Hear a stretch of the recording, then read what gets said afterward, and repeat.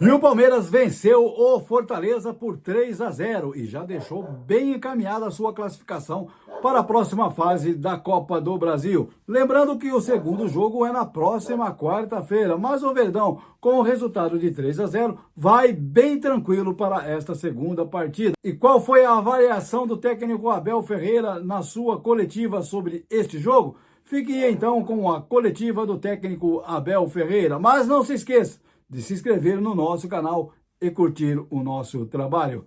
Fala, professor! Tudo bom, Abel? Boa tarde, Gustavo Soler da TMC.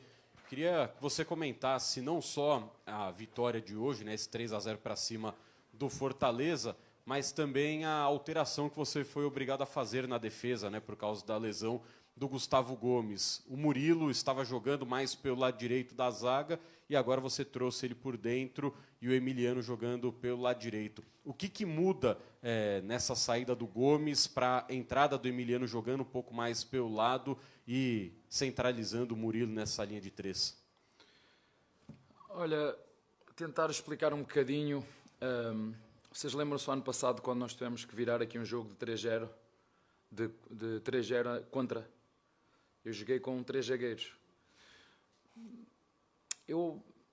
Qualquer sistema dá-te o que tu pedes do sistema. O sistema pode ser, qualquer um pode ser altamente defensivo ou altamente ofensivo. Estamos em pleno século XXI e devemos ter todos mente aberta para entender que o que é que eu quero com esta é agressividade ofensiva. Eu quero agressividade ofensiva, quero o Marlon a chegar à área a fazer passes e remates e assistências. Eu quero o Andreas a chegar à área e para isso temos que ter uma equipa equilibrada. Uma equipa que tenha 5, 6, 7 jogadores a atacar e 3 a equilibrar a equipa. Nós ao longo destes últimos anos, o Palmeiras foi uma equipa que cresceu em várias dimensões. Nas expectativas, né? Quando chegámos aqui, vocês lembram-se, ninguém sabia quem era o treinador e coitadinhos dos jogadores do Palmeiras quando eu cheguei aqui. Ninguém apostava nada nessa equipa. E nós, com aquela equipa, criámos uma cultura de trabalho, uma cultura competitiva e conseguimos no primeiro ano, à custa de trabalho de todos e de muito esforço, e ajustar as características dos nossos jogadores às características daquilo que queríamos, porque o Palmeiras, seja com que jogadores for, seja com sub-20, seja com a equipa A ou quaisquer jogadores, joga sempre para ganhar. E nós adaptámos uma forma de jogar às características dos jogadores que tínhamos. E agora é a mesma coisa. Temos jogadores com características diferentes e nós temos de ter sempre a equipa equilibrada. E uma forma que eu tenho de equilibrar a equipa, não só pensando naquilo que é o aspecto ofensivo, mas eu tenho que pensar também naquilo que é o aspecto defensivo. Na minha opinião, e aceito quem pensa ao contrário, uma equipa jogando com 3 jogadores por trás, sejam 3 zagueiros, seja 2 zagueiros ou um volante, ou seja 2 zagueiros e um volante hoje à direita, é uma equipa que pode ser muito ofensiva. Muito ofensiva. É assim que eu vejo o futebol. E dar-me também outra coisa, é bolas paradas. Bolas paradas. Uma coisa é ter o Giai que me pedia dar largura, e se o jogo pedisse para meter o Giai, a substituição já estava pensada, tirar o Emiliano e meter o Giai para me dar profundidade e largura na direita, mas como este tipo de jogos, muitas vezes estas equipas, o que não foi o caso, o último jogo aqui em casa, jogámos contra o Atlético Mineiro, 11 jogadores atrás da linha bola e espatados em cima da frente da área, e ganharam o jogo.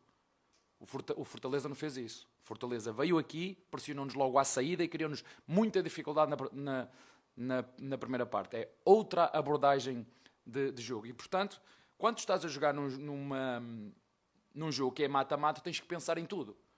Tens que pensar quando estás a atacar, tens que ter uma prevenção muito forte. Tens que pensar que o adversário vem apostar numa bola parada e o Emiliano dá-nos não só defensiva como ofensivamente. Portanto, essa é a minha opção. Agora, também não deixa de ser verdade, desde que eu estou aqui, já joguei 500 vezes com 3 zagueiros e 500 vezes me perguntam porque é que eu jogo com 3 zagueiros ou 3 atrás. Nunca me perguntaram porque é que eu joguei com uma linha de 4. A questão é que você trocou o Murilo, pronto. porque no jogo contra o Coritiba e contra o Vitória, o Murilo joga pela direita e inicia 2 jogadas de gols. Certo. E agora você colocou Mas ele agora por dentro. faltou-me o Gomes. Agora faltou-me o Gomes. Faltou-me o Gomes e eu tive que puxar, se não tivesse tido essa lesão, se calhar continuaria como estava. O Murilo tinha-me dado até ultrapassagens pela direita que eu fiquei, epá, isto ainda é melhor que aquilo que eu estava à espera, não estava só à espera. É mais ofensivo. Sinceramente, eu disse-lhe, então, estás a gostar de jogar aí? Ele, professor, estou a sentir, foi isso que te fez levar à seleção, foi esse Murilo que te levou à seleção. Portanto, não só super robusto defensivamente, mas também a tocar e fazer ultrapassagens e assistências de cruzamento. É algo que nós queremos também. Mas neste jogo, em função desta falta do nosso capitão, podia ter jogado o Giai ali e centralizar o Murilo, podia ter jogado o Benedetti e jogar com o Murilo e sair o Barbosa, mas lá está, eu fico contente por ter opções. Eu ficava à rasca, se calhar no primeiro ano que eu cheguei aqui tinha muito menos opções. Agora, tenho que ser sincero, temos mais opções, não só defensivas como ofensivas e qualidade superior. Portanto, temos que a demonstrar dentro de campo. Mas ela não ficou logo evidente na primeira parte, porque o adversário teve muito mérito, dar os parabéns ao Fortaleza, porque na primeira fase de construção igualou-nos logo 3-3, o centroavante e os pontas a fazer o movimento de fora para dentro, e nós tivemos dificuldade na primeira parte, sim, até conseguir resolver esse problema, tivemos dificuldades, portanto dar também os parabéns ao nosso adversário, que não veio aqui só defender e apostar tudo numa ou duas bolas, ou num erro que o Palmeiras possa ter, porque pode acontecer, que foi o que aconteceu no último jogo aqui em nossa casa, que acabamos de perder um jogo que em condições normais não deveríamos ter perdido, mas futebol é assim. Abel, Felipe Melo da certo, Rádio Energia. A pergunta para você é sobre essa semana. Muitas notas foram enviadas do Vitória e até o Flamengo emitindo uma nota oficial dizendo que o Palmeiras, desde que o VAR foi implementado, é o time mais beneficiado do futebol brasileiro. Quando você vê uma declaração dessa, uma nota dessa de um clube rival do Palmeiras falando sobre isso, você teme que algo possa acontecer com o Palmeiras nos próximos jogos, principalmente do Campeonato Brasileiro? Eu não queria muito falar sobre isso, lamento acima de tudo isso, lamento. Vocês sabem o que é que aconteceu o ano passado, depois do jogo de São Paulo? Foi entre Palmeiras e São Paulo, não foi entre Palmeiras e os outros que depois se juntaram. Esse é que é o problema, quando foi um problema entre o Palmeiras e São Paulo e um terceiro ou um quarto veio de fora para se juntar a... Eu quero ganhar os jogos dentro das 4 linhas. E vocês conhecem a história do futebol brasileiro melhor que eu. Vocês conhecem a história dos clubes do futebol brasileiro melhor que eu. O Palmeiras não se deve envergonhar por ter estado 1 ou 2 vezes na segunda divisão, não foi?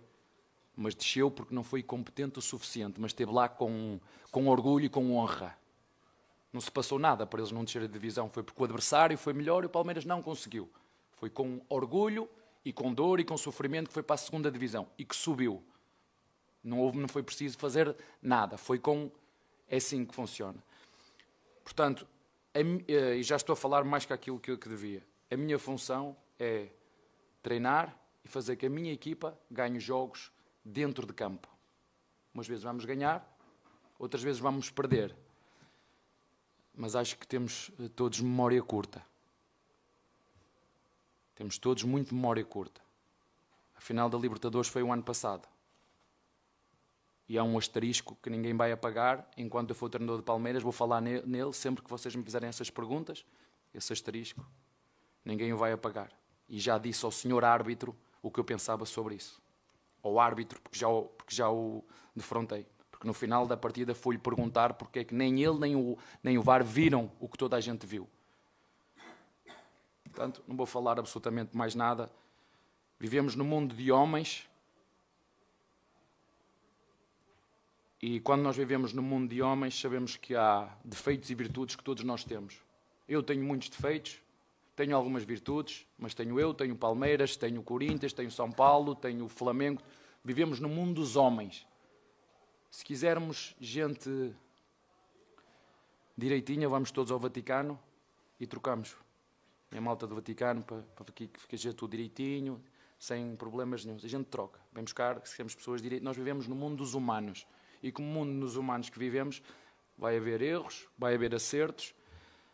Agora, por isso é que eu disse aos nossos torcedores já várias vezes, não se deixem enganar por narrativas. Estejam juntos, para não voltar a acontecer o que aconteceu o ano passado. Para não voltar a acontecer, aconteceu ano passado. E acho que a nota do Palmeiras é muito clara. E as imagens são muito claras. E já foi dito várias vezes por todos os clubes. Umas vezes somos beneficiados, outras vezes somos prejudicados. Agora, isto foi uma situação entre A e B. Palmeiras e Vitória. A, B. Não foi A, B, C. Foi A e B.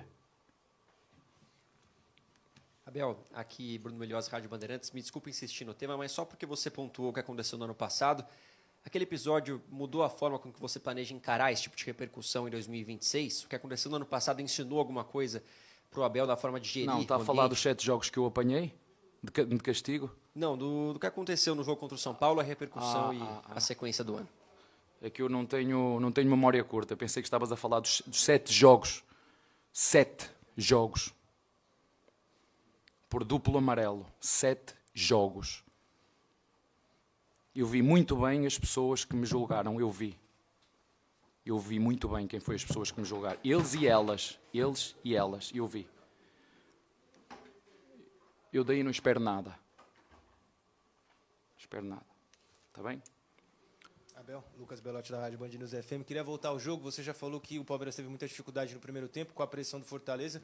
Já no segundo tempo parecia até uma outra partida, com outro cenário. Como é que foi a conversa no intervalo? Qual foi o ajuste que você fez? E por que você acha, então, que o Palmeiras foi tão melhor no segundo tempo e construiu o resultado? Vou-te dizer um bocadinho o que é que eu achei, mas mais uma vez mérito dos nossos jogadores. Quando o adversário te pressiona e bem, porque há várias formas de tu desmontares, e nós na primeira parte não fomos capazes de encontrar o caminho.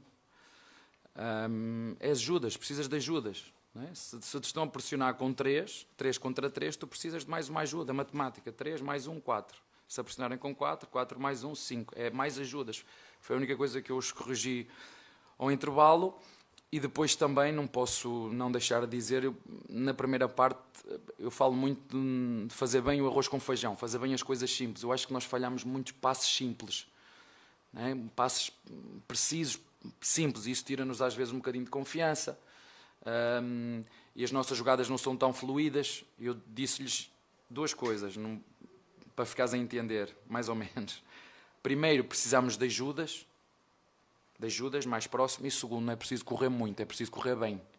Com uma equipa que joga à zona, não precisamos andar a correr para todo lado, porque se andarmos a correr para todo lado, quando a bola está no lado que tem que estar, eu não estou onde devo estar. Então foi 2 ajustes.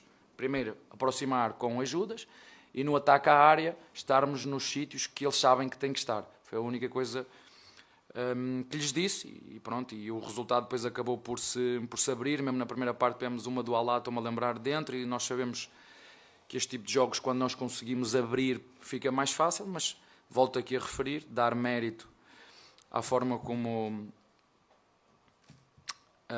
eu quando falo ou jogo contra as equipas do Paulo Autuori, faz-me lembrar sempre muito o Bobby Robson, que é um gentleman de futebol, uma pessoa com um nível e uma qualidade e princípios fantásticos. Sinceramente não estava à espera de ter tantas dificuldades, acho que nos pressionaram, sinceramente não... Pensei que fosse jogar um bocadinho mais nem contenção, e criou-nos muitas dificuldades na primeira parte. E para ser sincero, acho que o resultado até foi mais volumoso do que aquilo que foi as oportunidades que nós criamos. Essa é a minha opinião. O Abel, não é problema teu, mas o Fortaleza vendeu o mando de campo, trocou o Castelão lotado, com uma baita de uma pressão, por uma casa... Eles já sabiam que vinham aqui perder 3-0. Né? Então, trocou lá a verba, é coisa do clube. Vocês vão jogar praticamente em casa, né? A torcida lá vai ser quase toda do Palmeiras. Melhor assim? Se me perguntas a minha opinião, isso não deviam deixar fazer. Mas nem para o Palmeiras, nem para o Flamengo, nem para o Corinthians, nem para o São Paulo, para ninguém. Mas entendo a parte financeira. Porque quando fazem isso, há uma venda, há uma compensação financeira seguramente, porque ninguém vai fazer isso sem uma compensação, não é? Portanto, mas isso tem a ver com os regulamentos. Se me perguntas a minha opinião ao Abel, não. As equipas todas deviam jogar nas suas casas, todas. Essa é a minha opinião. Abel, boa noite, tudo bem? André Neto da Rádio CBN. Na última temporada, a dupla Flaco-Roque foi muito importante, foi talvez um destaque principal do Palmeiras. E nesse momento me parece que eles justamente estão atrás de Maurício, de Ramon Sosa. Queria saber se com esse placar um pouquinho mais largo na primeira partida, você já pretende rodar um pouquinho o elenco para o jogo de volta em Cuiabá e se a dupla Flaco-Roque pode ganhar, quem sabe, uma chance como titular para voltar a ganhar ritmo, principalmente para os dois, que um com lesão, o outro voltando da Copa do Mundo. Obrigado. É isso mesmo. O Roque já não joga há muito tempo. Estamos-lhe a dar aqui algum tempinho para ele começar a voltar a ser o que já nos mostrou. O López a mesma coisa. Agora não podemos negar que neste início ou neste segundo semestre, o Flaco, o Maurício e o Sousa têm tido um rendimento espetacular. Nós gostamos muito desta complementaridade entre um jogador de apoio e outro de profundidade na equipa. Mas sorte para mim que tenho 4 jogadores na frente e o campeonato é longo, há muitas competições e eu preciso deles todos, mas como te disse, eles têm que demonstrar, têm que ir atrás. Hoje quem entrou bem, sobretudo na segunda parte, muito bem. Eu acho que foi o Sousa que recuperou a bola e que meteu a bola no Maurício no primeiro golo, se não estou enganado. Foi o Arias? Pronto, então estou enganado. Eu quando olho para os jogadores, também já vos falei, eu não gosto de olhar para metade de um jogador. Porque há jogadores que são só metade, né? Só acham que vale a pena jogar quando temos bola. Não. O tempo em que os jogadores, que eu já ouvi muito, mas o ponta não tem que defender, o centroavante não tem que defender. Vocês viram como é que a Espanha jogava? Não. Viram? Campeão do mundo. Eu inspiro-me nos melhores do mundo. Né? O tempo em que, está com os 3 da frente não andam para trás. Isso aconteceu, mas quando tinham 3 zagueiros, 5, 3-2, que os da frente não podiam, mas já tinham 8 para defender. Os da frente não era possível, podem lá ficar. Nos dias de hoje, não. Nos dias de hoje, para ganhar títulos, não é para ganhar o melhor jogador do campeonato. Os jogadores têm que escolher o que é que querem. Querem ganhar títulos para o clube ou querem ser o melhor jogador do campeonato? Ou o melhor marcador do campeonato? É muito fácil. O clube tem objetivos muito claros. Temos que ganhar títulos. Então, se temos que ganhar títulos, os jogadores todos têm que saber fazer 2 coisas. Atacar e defender. Todos. Desde o meu goleiro ao meu centroavante. Por isso é que quando falo nos jogadores, gosto de falar deles inteiro, não é só pela metade. Porque há jogadores que são muito bons com bola e depois sem bola os outros que estão lá atrás que resolvam. Isso já não há. Nos dias de hoje, já foi. Há 15 anos atrás era assim. Não, ponta não defende. Centroavante também não precisa. Fica lá só para fazer golos. Isso já, hoje não existe. Basta vocês olharem para os 2 da Espanha, por exemplo, olham para os pontas, olham para os 2 da frente, eles atacam e defendem como uma equipa. É nisso que eu acredito e é nisso que nós estamos a trabalhar com todos. Muito contente por ter 4 jogadores, agradecer à nossa Presidente, agradecer ao Barros, na altura certamente certa, tenho o que eu sempre quis, ter 2 alternativas na frente, se não jogar um, joga o outro. Portanto, agora o problema é meu, mas eu costumo lhes dizer que a FIFA só me deixa jogar com 11. Porque se deixasse jogar com mais 2, eu metia os 4 na frente, mas não posso, só podem jogar 2. Está bem? Anderson, desculpa. Anderson Corrêa do Verdazo. Só voltando a falar então do jogo, o Palmeiras teve algumas dificuldades, né, na primeira etapa, como você mencionou, por méritos também do Fortaleza, que posicionou bem suas linhas. E o Palmeiras na segunda etapa conseguiu achar esses espaços. Você acha que foi devido também ao fato, um mérito do próprio Palmeiras de ter cansado a defesa do Fortaleza e aí conseguir mais espaços, ou teve alguma nuance tática que fez o Palmeiras conseguir os gols na segunda etapa? Eu prometo que ainda vou analisar o jogo outra vez, mas a minha opinião agora em cima do jogo, que é uma das coisas que eu gosto de fazer, não hoje, mas amanhã, de tarde, ver o jogo com calma. E eu acho que fez, sinceramente, nós jogarmos melhor na segunda parte, por incrível que pareça, foi correr menos para jogar melhor. Okay? Correr menos para jogar melhor. O que é que eu quero dizer com isto? É nos momentos que nós temos bola, não andar a correr para todo lado. Andar a correr para o lado certo. Eu acho que foi isso que fez nós jogarmos melhor na segunda parte, estarmos melhor posicionados para receber a bola em determinados espaços. Esta é a minha sensação, foi aquilo que eu lhes disse ao intervalo, estava-te a dizer. Na primeira fase, se queremos eliminar esta pressão do adversário, e muito bem feita, temos que ter mais ajudas, e na chegada à área, e sobretudo nos corredor central e no corredor lateral, temos que ter jogadores bem posicionados para receber a bola. Ou nas costas dos volantes, ou nas costas dos pontas, ou nas costas dos zagueiros, ou nas costas dos laterais, como foi, por exemplo, o último golo em que o nosso Arthur conseguiu ir buscar a bola nas costas do lateral esquerdo, se não estou enganado. Portanto, o futebol é um bocadinho isto. Umas vezes temos que correr muito, porque o adversário nos está a fazer marcações individuais, outras vezes temos que correr certo. Eu acho que foi esse o segredo. Na segunda parte, correr menos com bola para jogar melhor. Mas sem bola, ninguém se poupa. Isso é o que eu lhes disse. Com bola temos que correr menos. Sem bola temos que ser leões atrás dela. Abel, tudo bem? Vinícius Rafucci do Lance. Eu vou voltar um pouco na pergunta e na resposta que o colega falou sobre essa gestão dos jogadores de ataque. Essa partida foi a primeira do ano que você teve os 7 principais atacantes do time à disposição. Vou puxar aqui a lista só para não esquecer ninguém. Alan, Maurício, Sousa, Flaco, Roque, Arias e Paulinho. Não dá para colocar todo mundo para jogar. Paulinho não entrou hoje. Você já falou sobre essa questão da parte tática, né, de como você tem entendido e tem colocado esses caras em campo, mas da parte de gestão de grupo. Esses jogadores têm suas vontades, suas expectativas, seus desejos. Como fazer uma gestão para que esse Palmeiras dê certo com tantos jogadores bons e lidar com essa questão de você ter muitos caras que jogam e fazem funções às vezes parecidas nesse mesmo grupo, nesse mesmo ataque? Para mim é muito fácil. É a liderança do senso comum, é meritocracia, é perceberem que um elenco não se faz só com 11, é perceber que há regras dentro de um grupo que elas têm que ser cumpridas, e quando assim acontece, o Paulinho já jogou, não sei, hoje não jogou porque teve é bom que também vocês saibam disso, ontem no treino teve uma dor no adutor, falou comigo e com o doutor, mas eu quero ir. Nós levámos para jogo, hoje no aquecimento também não se sentiu muito confortável, portanto também vamos fazer uma nova avaliação, mas é muito melhor ter esses jogadores e eles entenderem aquilo que eu te disse. Joga o Roque, joga o Sousa, está ótimo, joga o Maurício, joga o Lopes, está ótimo. E é isso que eu sempre te disse. Jogadores e treinadores que queiram ganhar títulos têm que ter a primeira competição interna. O resto depois é uma cultura que se cria. São 5 anos de trabalho, cultura de respeito, cultura de liderança, perceber o que é que cada um faz nas funções que faz. O diretor desportivo é diretor desportivo, não é diretor de comunicação. O diretor de comunicação é aqui o Fernão.